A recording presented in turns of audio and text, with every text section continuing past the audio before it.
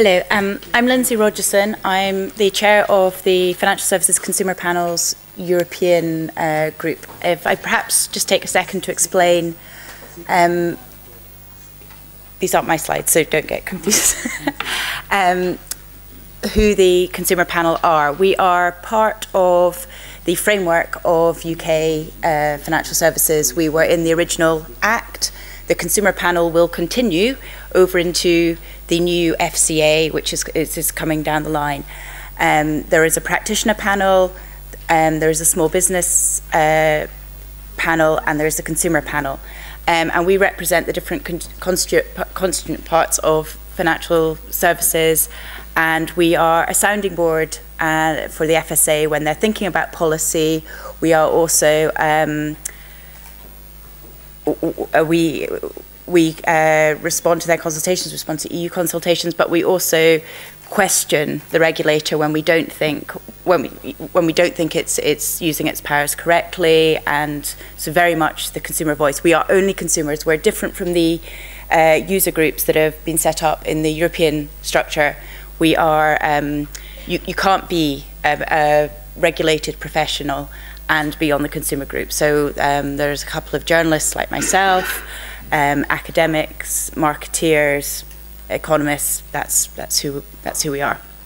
Okay, so hopefully I've explained where we come from. Now, turning to today's topic, I really want to focus in on the investor protection thing and delivering investor protection. A lot of what we heard this morning and what we hear later on is about the minutiae of how the proposals will impact the capital markets. But I want to take a step back because I think it is important to remind yourselves, and for everyone to remind themselves, who actually is the lifeblood of your business, and that's retail consumers, be it through their pension funds or whatever. And so, taking on Ollie's point about trust,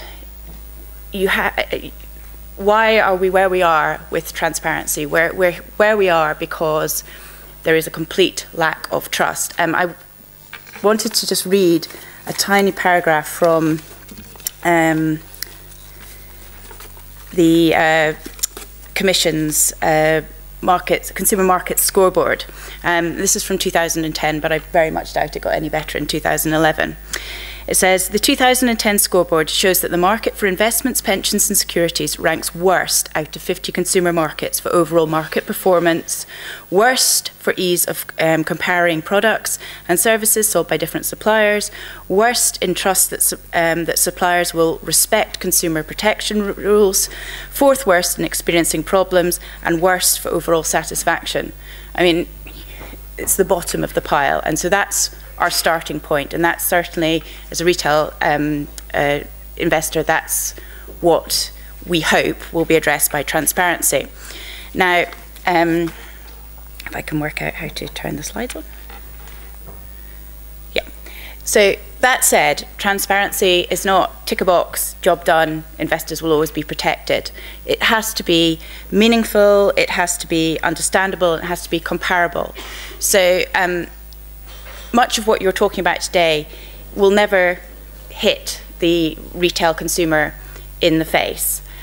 But it's important that it's there, and it's important that somebody in that chain can actually understand it so that when it gets to the retail investor, they have trust that they are not being sold something that someone else would be sold for less elsewhere. They are getting the best deal, and they can compare. So what you do behind the scenes doesn't really so much matter. And so we've heard a lot of talk about not the difference between non-equities and equities, and not imposing the same rules across the piece. We have no issue with that. Our concern is that when you ultimately end up, if I go to my advisor and I am considering a bond fund or I'm considering an equities fund, the details that I have in front of me, I can compare these two investments. That's all that matters to me. What goes on behind, as long as I am reassured that somebody, the regulator, is there and checking it, it doesn't really matter to me. But that said, so transparency and what MiFID is seeking to do in the retail space is to ensure that advisors are always acting, or agents are always acting in the best interests of their clients, and that doesn't always happen. There are numerous examples where this hasn't been the case, and I'll come on to some of them. But we also want competent advisors. We want to know that the regulators are competent. We want to know that the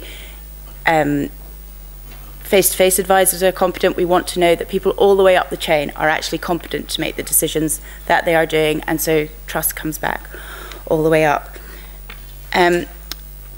This idea of acting in the best interests of your clients, as I'm sure everybody's aware, in the UK at the moment, we're restructuring our financial services, and the panel is very keen, and we have submitted, and we've got a lot of support amongst parliamentarians for this concept of a fiduciary duty of care. And what we mean by that is that we know conflict of interest, we know that they will be acting for me. They will not be swayed by commission. They will not be swayed by, which is the case I was horrified to discover a couple of years ago, extra days holiday for what they sell me. I mean, it's just so counter to getting someone to trust you. And so this is why we think, sort of shining transparency on the issue of what your advisor is paid, what you are paying your advisor, but not only what you are paying your advisor, what your advisor is being paid the other way. So, for example, we've done on the consumer panel, we've done a big piece of work on platforms and the sort of the incentives paid by product providers for being on platforms, and how that is hidden from the end user. And so, sort of all the way up the chain, we think these transparency has to be shown on inducements, and because of their perception that they will create a conflict of interest. Whether they do or not is a matter for debate. However, I'm not sure if any of you have read, but you should if you haven't, the EU Commission's Behavioural Economics in Investment Decision Making report that came out in November 2010, so about 15 months ago. It's quite interesting in that one of the things it found, it did a series of experiments, and it found that 4 out of 5 people, when told what their advisor would be paid, so what commission they would be earning for recommending the product they recommended, chose not to buy it. And that was even if it was the right product. So the public's perception of commission and its distortion, I think, is quite apparent from that. And so in the UK context, that's certainly why the panel has been hugely supportive of the FSA and the RDR, because we want commission and commission-like conflicts driven out of the market, because we do think it's in the best interests of consumers. Ollie mentioned something about driving up cost, and I'd actually just like to challenge that, if I may. There's this huge perception that advice is free at the moment, and to a certain extent it's the industry's fault, because it's been hidden in commission, and consumers don't understand if they're paying a percentage or something. Very few consumers understand percentages, and there's numerous studies to back that up. Advice isn't free, and we actually need to stop pretending that it is.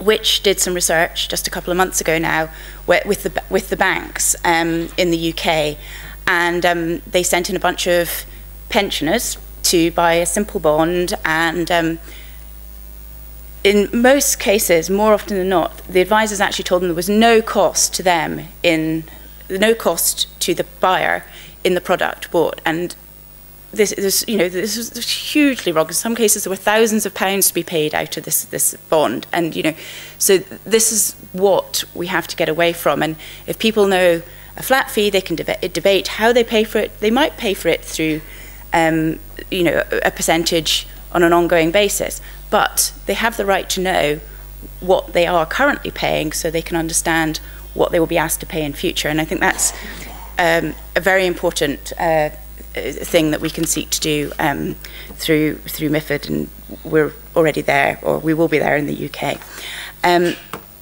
Finally, I just want to speak a word about what MiFID is doing on sort of in transparency and in terms of improving qualifications, etc. I must admit, I'm not.